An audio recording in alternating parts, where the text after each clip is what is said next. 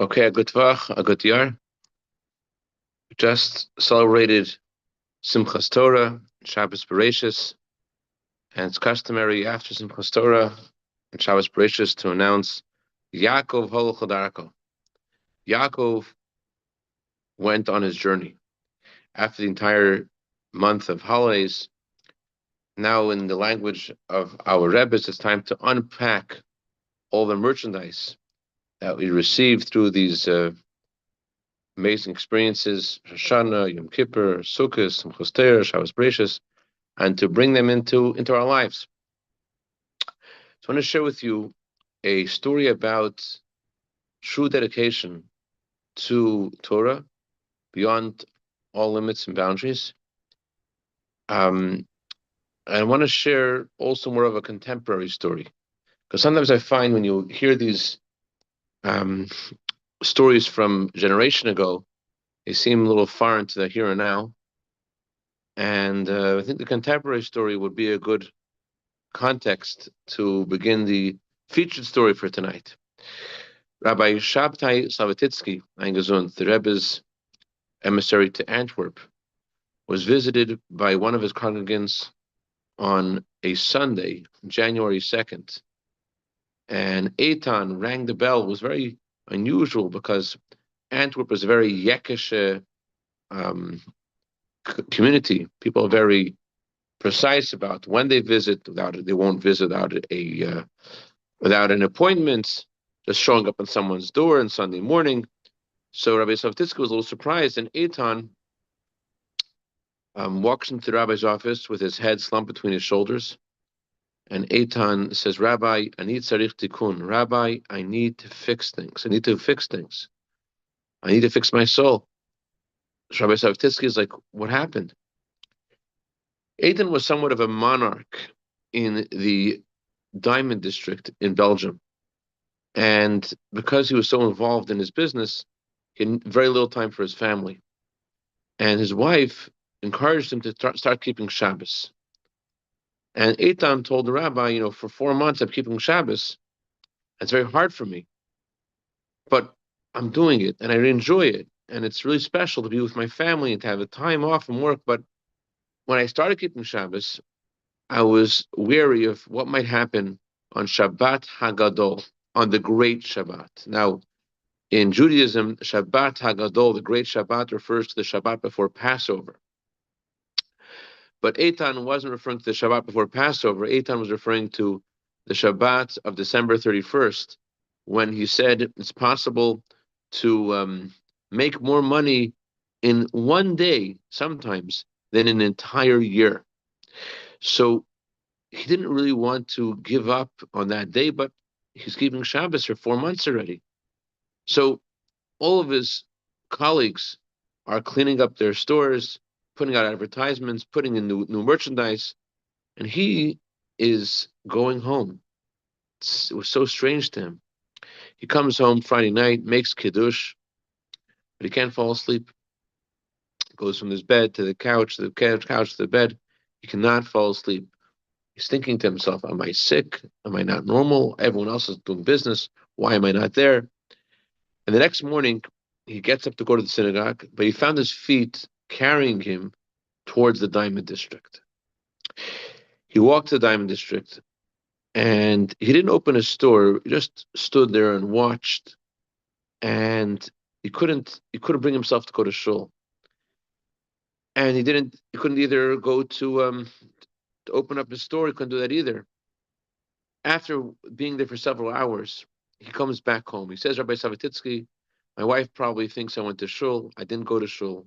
I went there and I came back home, and I was just afraid of what might happen. So instead of making kiddush on wine, I made kiddush on vodka. I had the vodka, and I slept till 10:30 at night. He's Rabbi, I need a tikkun, I need to fix my soul.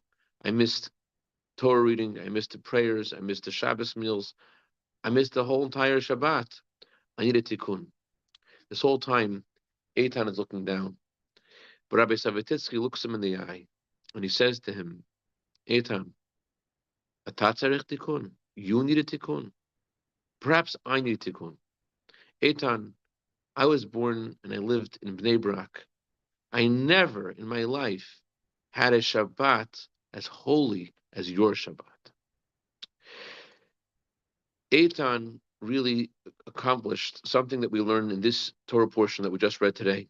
The Torah begins with by the discussion of creation, the description of creation, and it was evening and it was morning. There are two kinds of people. There are evening people and there are morning people. There are people who like night times and they sleep all day, people who like getting up early in the morning. You'd think the Torah was into getting up early in the morning, but yet the Torah says the day begins at night. And one of the meanings that we learn from this is that Hashem specifically wants us to be in a place of darkness, and in that place itself to create light.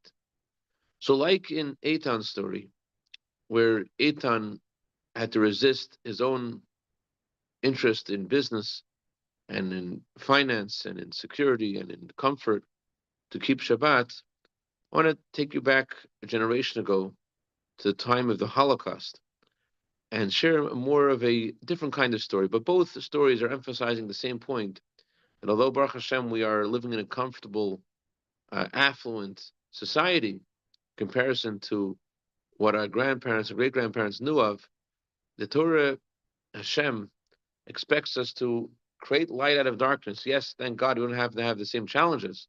We have to have the same dedication, the same devotion, the same connection. So this story took place in Vilna. In Vilna, Vilna is known as a fortress for the detractors of Hasidim, because the Vilna Gaon, the famous Gaon Rabbi Eliyahu from Vilna, was a very strong proponent of, because he, unfortunately, there was in that time there's a lot of misinformation that was deliberately shared with the Vilna Gaon, and that caused him to believe a lot of things which weren't true about the Chassidim, and so there weren't that many Chassidim that lived there historically, but there were Chassidim, there were Chabad Chassidim in Vilna. In fact, I personally had the great merit of studying with a Jew named Rabbi Yankel Nosson. When I was studying in the yeshiva in New Haven, Rabbi Yankel Nosson and I studied Gemara together, and he studied Gemara, Baruch Hashem, for many years in that yeshiva in New Haven, Connecticut.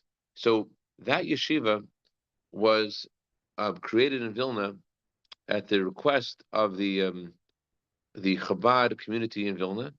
There was a Jew named Rebbe Lemel Moder, was an emissary of the previous Rebbe, and he suggested to the previous Rebbe that they should make a yeshiva there, Chabad yeshiva in Vilna. The previous Rebbe responded, Tov, Tov hadavar ma'od ma'od. This is such a good idea. It's a very, very good idea. And the previous Rebbe himself visited the yeshiva and spoke in the yeshiva. One of the families that lived in Vilna, Chabad families, was the Shuv family. Ramachol was known affectionately as the Lekach Macher, the one who made honey cake, because he would make all the traditional, he had a bakery, made all the traditional Jewish styles of pastries. And his son, Rabbi Yosef Chaim, they had in their home a school. They had a bunch of small rooms, and in each room they had 10 to 12 students, and the entire family was involved in the operation. There was always a fragrance of food, and although they had so many students, this teacher, Yosef Chaim, was very dedicated to every one of his students and was able to hear each student. The students would love to play in the courtyard, and they would speak to the wagon drivers who would gather in the courtyard and hear their stories. And they had a Chabad synagogue there in Vilna, in a street called Spitalna. And this Rabbi Yosef Chaim, this teacher, his son Reb Baruch shares the story And Baruch said that they used to have in those days this custom called Essenteg, eating days. The yeshiva wouldn't have a kitchen. Instead, the yeshiva students, would go to various homes for dinner. They would go for a day here, a day there. That's the way life was in Vilna. And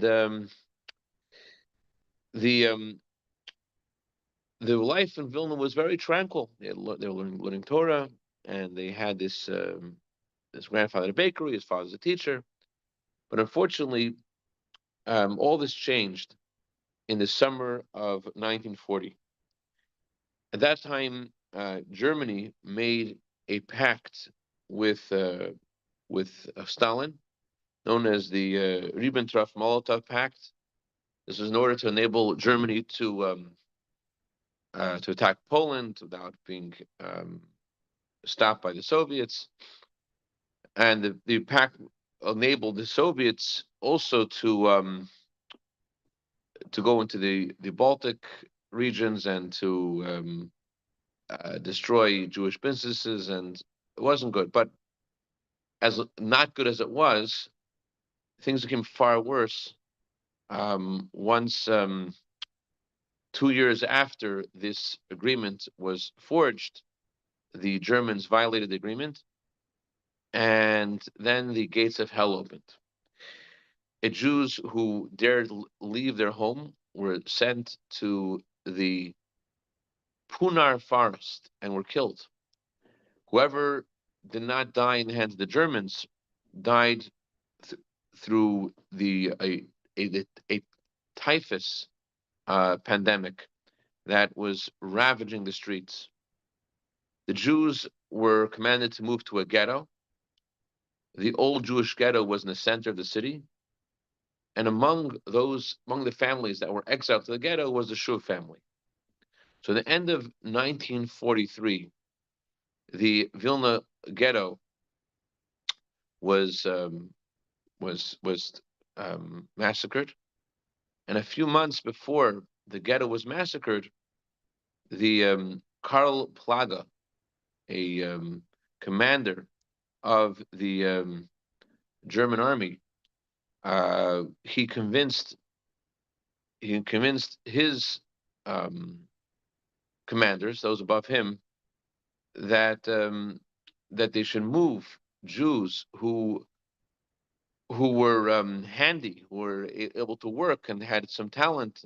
They should move the Jews into another camp, and they they agreed. And so there was a 6-story building that was built by Baron Hirsch. He built these homes. They were called the billige Heiser. They're called the cheap homes. He built these homes in order to enable people who didn't have a place to stay to live there. People who were on the way to Israel, temporarily they would stay in these 6-story homes that he had built. There's two big buildings. So all of the workers who were allowed to live by the Nazis allowed them to live in order they should work for the Nazis and help the war effort, lived in those 2 buildings.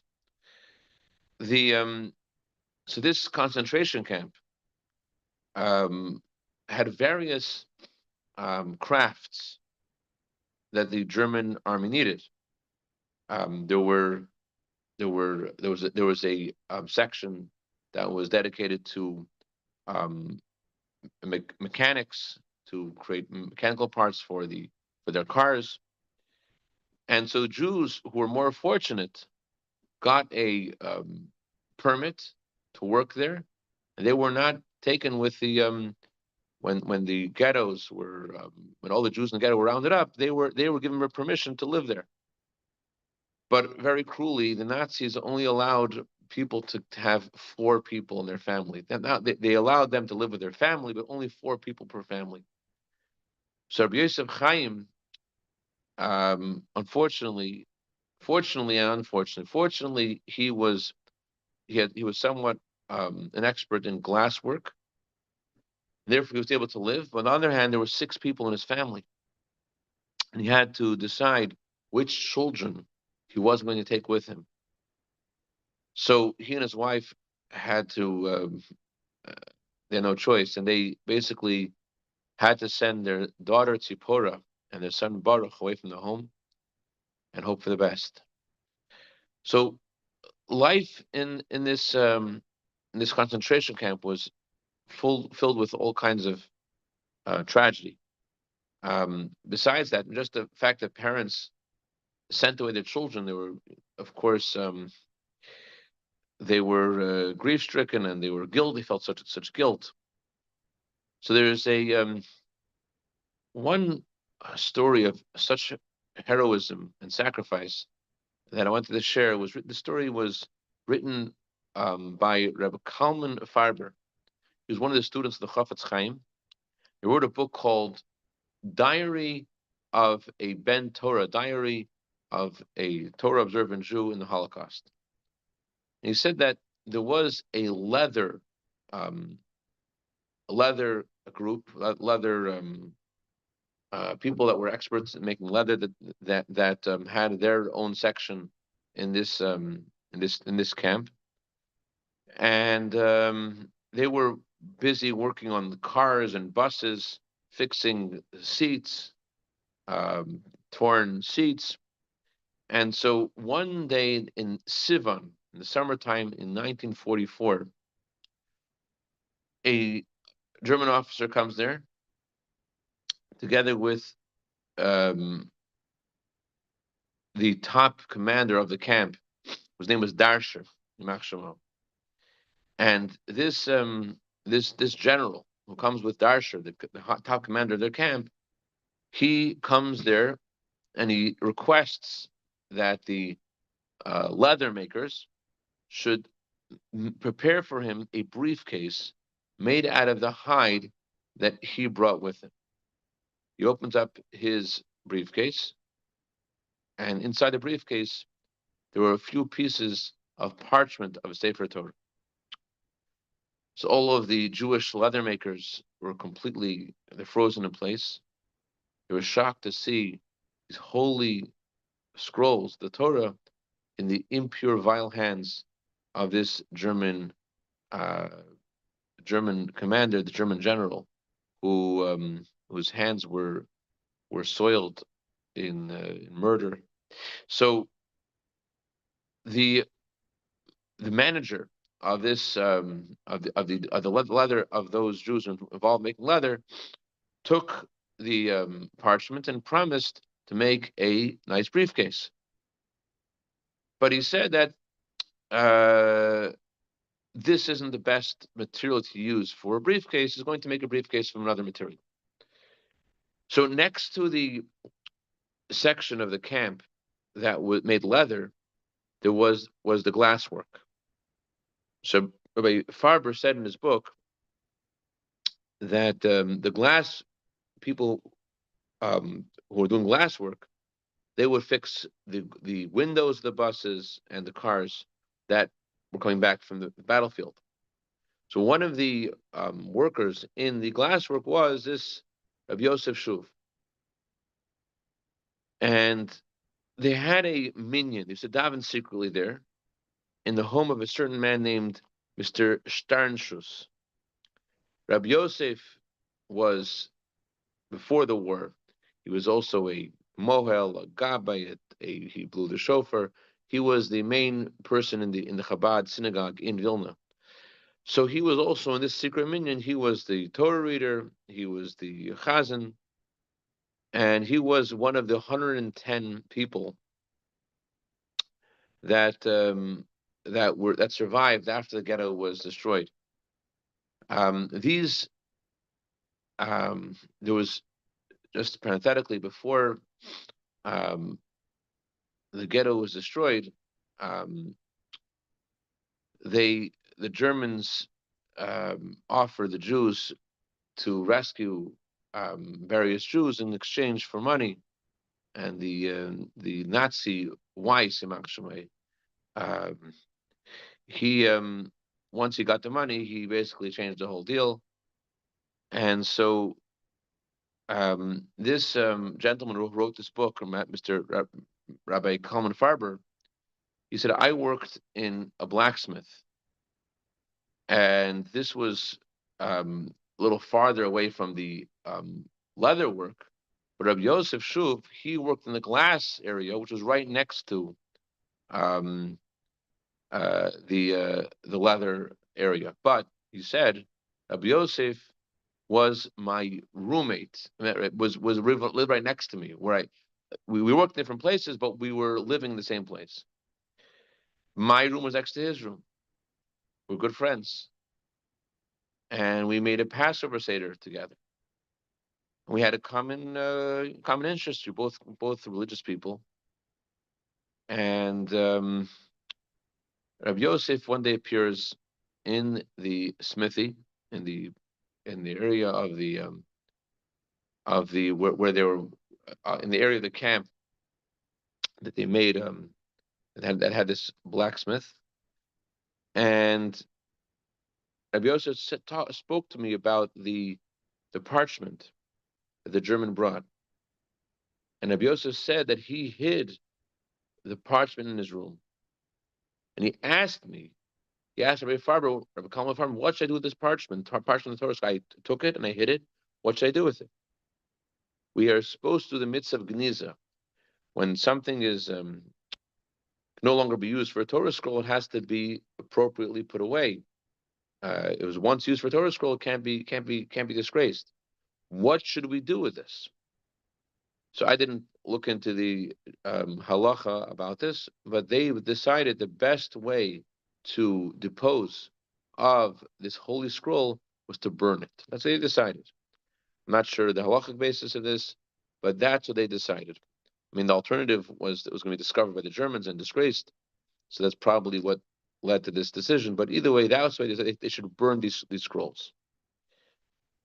And Rav Yosef brought the scrolls under his long coat, and he put the scrolls into the smithy, and they said to themselves, in the language of the Talmud, the parchment is burning, but the letters are floating in the air. The Talmud uses that expression, and the Talmud talks about one of the 10 people that was killed by the Romans. And the Romans wrapped him in a Torah scroll before he burnt him alive. And the Talmud says that the letters flew in the air. So he said that we said that that time the parchment was burning, the letters are in the air, and so may all the enemies of Jewish people meet their demise. So because we accomplished what we need to accomplish, we were satisfied. So Darshan, who again was the head of the entire camp, and who had brought this German officer, this German general, to the camp with his parchment, Darshan came back to the leather area, and he asked for the parchment. So the leather maker said that they couldn't make a briefcase out of it. So without any choice, they admitted to him that it was burnt. So this German Darsher was filled with rage, and something that a German held in his hand, a cursed Jew is going to burn, and he took his gun and he hit Rabbi Yosef Shuv again and again with all of his might. So I have to kill him. I have to kill him. He's screaming. The other Jews standing there asked him, please don't kill him, don't kill him. But he kept on hitting him and hitting him. For a few days, Rabbi Yosef hovered between life and death because of the wounds that he received from this Nazi Darsher. And this Rabbi Kalman Farber, he said, I asked him, how do you feel? And he answered with a smile. He said, is it possible to have a greater pleasure when you know why you're hit, for what you were hit, and why you were hit? He said, when I burnt the scrolls, I knew that they might ask them, they would ask for them back, and I would be responsible. And I accepted these blows with a full heart and happiness. So eventually, the partisans um, came to Vilna, and they on the between the 12th and the 14th of Tammuz in 1944, they released all of the Jews in this camp. And the partisans came. They found the body of Rabbi Yosef Shuv. His body was bullet ridden, and his body was under some pieces of wood that were just lying around there. So he unfortunately didn't survive, and they found a piece of paper on his body. His son, Reb Baruch, said that this was the piece of paper that they found in his father's body. It said, "Im tiru es b'ni." He wrote this in blood. If you find my son Burke Baruch, tell him that he should take vengeance for our death. Those are the last words he wrote, and that became the last will and testimony that he gave to his son. Baruch, his son, actually joined the Israeli Air Force, and later on he became part of El Al. And his son was named after his grandfather, Yosef Chaim, who just passed away last year. He also worked as the Yosef Rosh of the CEO of the Israeli pilots. And his bottom line is that Hashem doesn't ask all of us to have the same level of sacrifice physically, but Hashem does ask us to create light out of darkness and to have the same devotion and connection to Hashem, whatever is going on. Have a wonderful week, everyone. A freilich havach. And we should see Taka coming Mashiach this week, and all the pain will be transformed to simcha, all darkness to light. A good vach, everyone. Freilich havach. Good vach. Vach Baruch, vach Menchayel, vach Beryl, vach David, vach. Good vach.